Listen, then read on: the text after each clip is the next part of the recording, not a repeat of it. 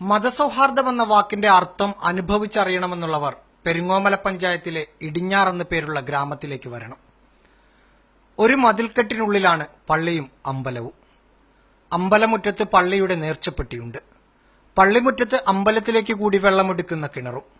ഒരേ സമയം പള്ളിയിലും അമ്പലത്തിലും പ്രാർത്ഥനകൾ നടക്കുമ്പോൾ എന്തു ചെയ്യുമെന്ന സംശയം എല്ലാവർക്കും ഉണ്ടാകും. നമ്മൾ അവിടെ മതപ്രസംഗം നടക്കുമെങ്കിൽ നമ്മളിവിടെ പൂജയെല്ലാം നേരത്തെ ചെയ്യും. ഇവിടെ പൂജ നടക്കുന്ന സമയത്താണെങ്കിൽ അവിടെ മതപ്രസംഗം നടന്നുകൊണ്ടിരിക്കുകയാണെങ്കിൽ അവർ അവിടെയും നിർത്തിവെക്കുന്നുണ്ട്.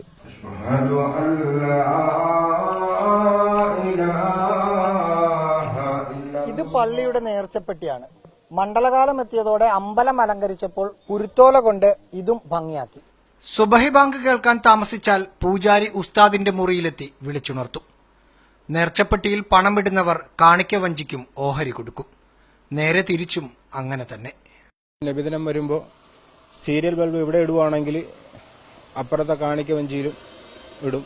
നൂറ്റാണ്ടോളം പഴക്കമുണ്ട് മസ്ജിദിനും അമ്പലത്തിനും. വലിയൊരു ആൽമരത്തണലിൽ സംഗമിക്കുന്ന രണ്ട് വിശ്വാസങ്ങളും എല്ലാവർക്കും മാതൃകയാണ്. മതങ്ങൾ മത്സരത്തിനുള്ളതല്ലെന്ന് മനുഷ്യനെ പഠിപ്പിക്കുന്ന ഉത്തമ മാതൃക. അരുൺ നിലമ്പൂരിനൊപ്പം റഹീസ് റഷീദ്, മീഡിയ 1, തിരുവനന്തപുരം.